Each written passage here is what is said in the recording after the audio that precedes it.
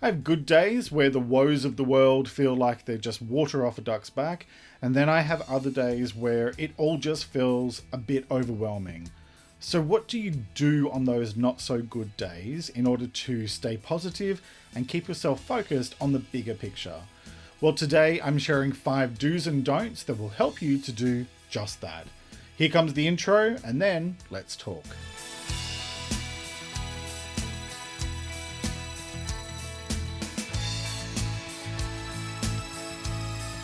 Hello and welcome to another episode. I'm Jeremy Godwin. Thank you for joining me.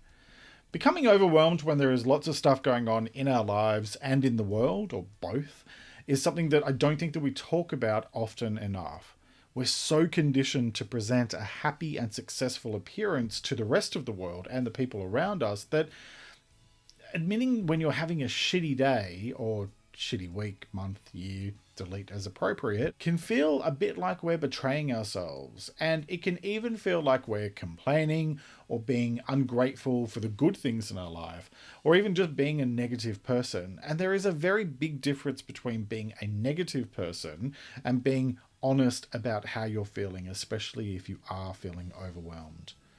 The thing is that life is about ups and downs, and I guarantee you that if you show me someone who has an absolutely perfect life and has everything together, I will show you a liar.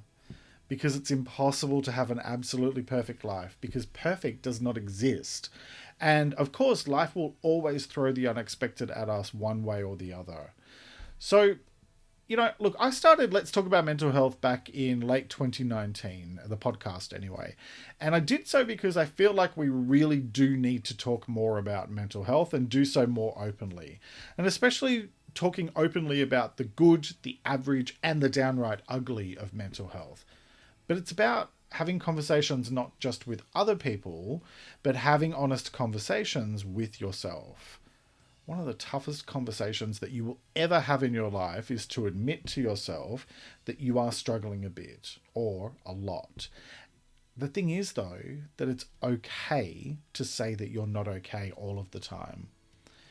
Once we're able to be a lot more honest with ourselves, we can then start to work to find ways to improve and maintain our overall mental health. But it won't work unless you are completely honest with yourself.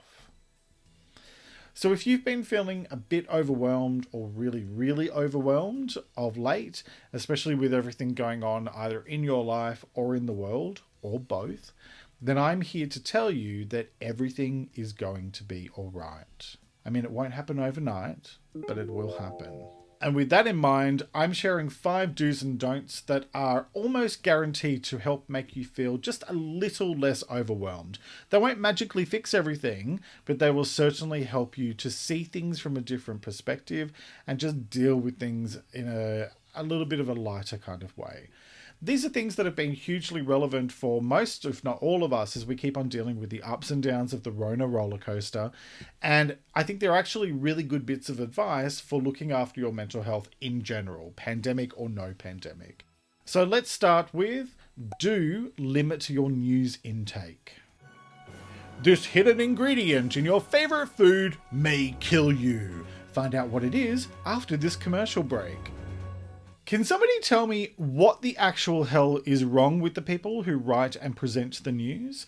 How did we get to this point where it's just all doom and gloom and scaring the shit out of the audience? That's not news, that's sensationalism. And it's designed to keep people paying attention to the screen in order to increase viewer numbers, because that is what drives more advertising revenue. Even the so-called serious news outlets that are not necessarily commercially driven are even guilty of it as well, because they end up being worried about missing out on all of those sensationalist news stories that everyone else is covering. And so here's my advice to you. Limit your news intake. I think if you're prone to becoming overwhelmed, especially when there's a crisis happening, don't watch the news, especially on the commercial networks. And seriously, do not watch the 24/7 news channels. They're like way worse, because your head will explode if you do. Oh, and by the way, news media, stop sharing people's opinions from social media as being news and calling it news. Opinions are not facts. Just so that we're clear. Speaking of, my next point is don't fall down a social media conspiracy theory rabbit hole. This is one more time for the cheap seats here. Opinions are not facts. So if your Aunt Susan wants to share that article that she found online that's convinced her that 5G is turning her into a goldfish who's being manipulated by the secret alien government who are controlling the entire world, let her do what she wants. But don't get involved.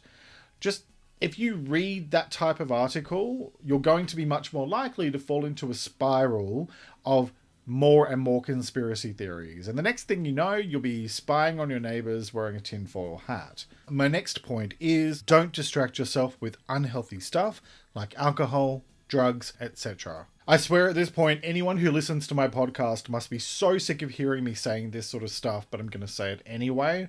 When you distract yourself from feeling overwhelmed by using unhealthy coping methods, you wind up feeling worse.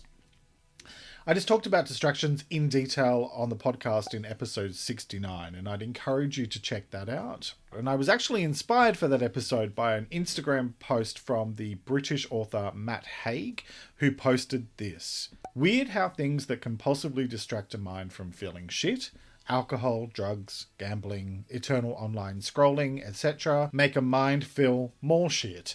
In order to feel less shit, you eventually have to face your shit rather than hide it with more shit. So I'll leave those words of wisdom with you to think about your own shit. My next point is do find healthy outlets and distractions. If you're feeling overwhelmed, there are so many things that you can do that are uplifting and which can distract you from feeling overwhelmed in a good way, in a healthy way. Go for a walk, spend time out in nature, cook a good meal, read a book, explore a topic that you're interested in. Read a travel magazine and plan your next adventure, or binge watch travel guides on YouTube. It doesn't have to be travel, it's whatever feels right to you. You know, another thing is watch a TV show that makes you laugh. Laughter absolutely is the best medicine. That's why we use that cliche term all the time. I also suggest watching something educational and inspirational on a regular basis, especially if you do feel overwhelmed. My go-to shows are anything involving travel and railways. I know that makes me a geek, I don't care. As well as Location from the UK with Kirsty and Phil. I like it when people say that they want to buy a house and then they go look at houses and then they buy houses. I know it's not particularly complicated and I don't care because I tell you what, it's very enjoyable and it's living vicariously through someone else's experiences. The thing is to find what works for you and to choose things that are positive so that you feel uplifted afterwards and a little less overwhelmed. Which brings me to tip number 5. Do get support. Focus on your support network, even if it's just support from your close family and friends. However, if you are going through a really hard time, it's important to speak to a professional, like a counselor or therapist. And they can be objective with you. I mean, look, let's be honest. Your mum is lovely and all, but you know that she's going to try to protect you from the entire world. And so that means that she may not be the one to tell you what you really need to hear. Instead of just, let's be honest, mums tend to tell you what you want to hear rather than what you need to hear. At the very least, talk to your doctor if you're having a tough time, because they can support you, and if they feel that it's appropriate, point you in the right direction to get extra assistance. And please remember what I say in the introduction to the podcast every single week. The more we talk about it, the easier it gets. And I want to add in a bonus tip, and it is actually almost the exact opposite of what I said about the news earlier, but it's a bit different, and it is do proactively seek out good news. Now, whether it's within your local community or following accounts online that focus on positive news stories, I particularly like Upworthy and Tank's Good News. The more you read and hear about some of the wonderful stories that are out there in the world, the more you realize that life isn't so terrible and it's not so overwhelming. What tends to happen is that we just focus on the negative stuff and we forget about all of the good stuff. And when you start to focus more on the positives, you begin to see more and more to be positive about. And that can help you to pull back from feeling overwhelmed. So, how do you look after yourself when you're feeling overwhelmed? What works to distract you in a healthy way? Let me know in the comments down below or over on Instagram. I'd love to hear from you. Thanks so much for joining me this week, and I hope to see you again next time. Look after yourself and make a conscious effort to share positivity and kindness out into the world, because you get back what you put out. Take care and talk to you next time.